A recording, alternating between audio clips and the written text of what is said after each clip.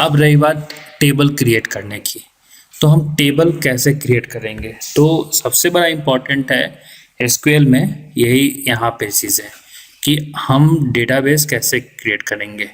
ठीक है, तो इसमें आता है पहले टेबल क्रिएट करना, तो डेटाबेस भी क्रिएट करना पड़ता है। तो डेटाबेस कैसे क्रिएट करते हैं जो पहले बताए थे आपको, तो क्रिएट डेटाबेस, डेटाबेस नेम। ठीक है, तो आपका डेटाबेस क्रिएट हो जाएगा।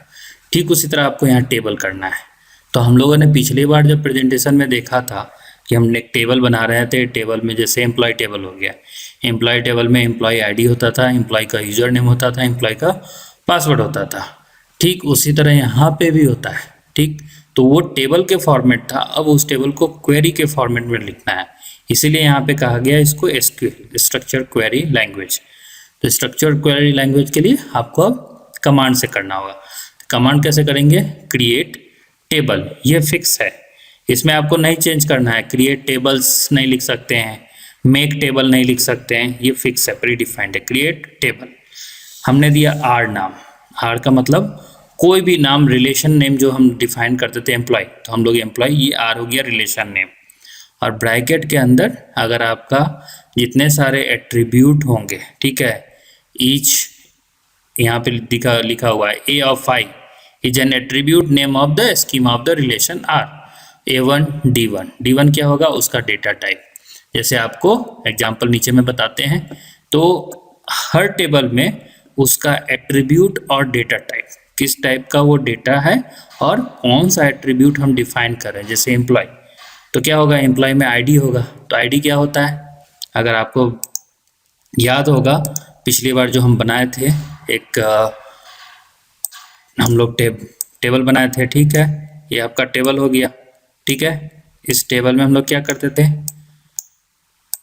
हम बनाते थे कि एक हो गया आपका ये एम्प्लॉय टेबल हो गया। ठीक है, ये एम्प्लॉय टेबल हो गया। अब इस एम्प्लॉय टेबल में हम लोग क्या करते थे, हम लोग आईडी देते थे। ठीक, लेकिन अब क्या होगा, ये जो आईडी है, ये आईडी आप क्या लेंगे, प्राइमरी की होता था, लेकिन प्राइमरी क्या नंबर रहेगा, कैरेक्टर रहेगा, तो आपको डिफाइन करना पड़ेगा कि ये कैरेक्टर है, क्योंकि आप सिस्टम को बताने जा रहे हैं। तो सिस्टम को जब बताएंगे तो आपको डिफाइन करना पड़ेगा कि ये कैरेक्टर है। ठीक उसी तरह नेम, तो नेम क्या होता है, वेरिएबल कैरेक्टर है, किसी का 5 भी हो सकता है, किसी का 10 भी हो सकता है। तो इस तरीके से हम लोग ये आपको टेबल क्रिएट करते हैं। तो सिंटेक्स क्या होगा, क्रिएट टेबल। ठीक है, टेबल का नाम मतलब रिलेशन नेम, तो रिलेशन नेम दिए हम इंस्ट्रक्टर। अब क्या किया, ब्रैकेट ओपन किए। ठीक है, ब्रैकेट ओपन हुआ, उसके बाद ब्रैकेट के अंदर एक साथ लिखेंगे, ऐसा जरूरी नहीं कि आपको ऐसे ही लिखना है, यहाँ पे इसलिए ऐसा लिखा हुआ है कि ये अच्छा से दिखेगा। ठीक है, उसके बाद आईडी दिए। ठीक है, उसके बाद क्या किए, वैर कैर 5, सॉरी कैर 5, इसका मतलब क्या हो गया कि आईडी आपका एट्रीब्यूट हो गया, ये आईडी एट्रीब्यूट हो गया, और टाइप क्या हो गया, कैरेक्टर, जो कि 5 लेंथ तक रहेगा।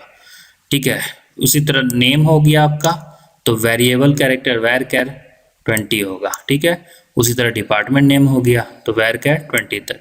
सैलरी, सैलरी क्या होगा, किस हो सकता है डेसिमल में भी आए, तो 8 डिजिट तक का होगा और 2 डेसिमल रहेगा, और उसके बाद उसको क्लोज देकर ये टेबल क्लोज हो जाएगा। और जब क्वेरी में रन करेंगे, यहाँ पे एक सेमीकोलन होगा और इसको एग्जीक्यूट करना होगा। ठीक है, तो अगर आप एसक्यूएल का सॉफ्टवेयर आपको भेजे थे, आप इंस्टॉल कर लीजिएगा पहले उसको।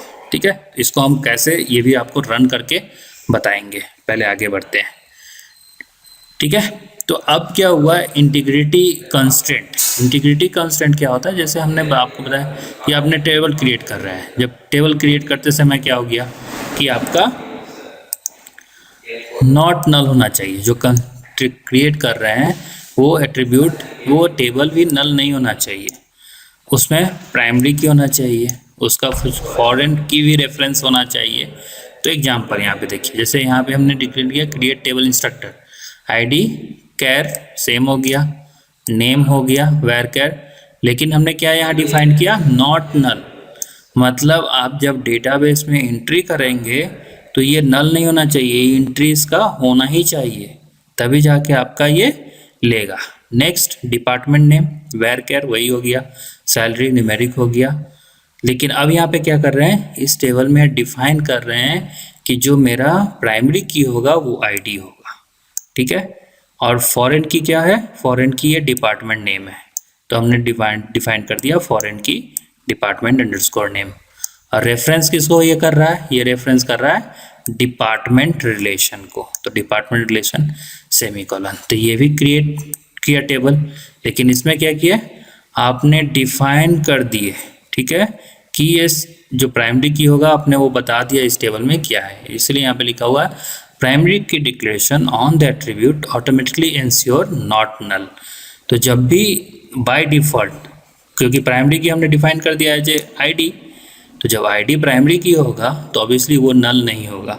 लेकिन यहाँ पे नेम, जब भी हम नेम एंट्री करेंगे कोई भी फॉर्म, एग्जांपल के रूप में जब भी कोई फॉर्म फिल करते होंगे तो बिना नाम के फॉर्म लेगा, नहीं लेगा, तो वहाँ पे डिफाइन कर दिया जाता है कि नॉट नल, नल नहीं होना चाहिए। जो भी एंट्री होगा वो कुछ ना कुछ डेटा के साथ एंट्री होगा तभी जाके ये लेगा। तो यही हो गया आपका इंटीग्रिटी कंस्ट्रेंट्स,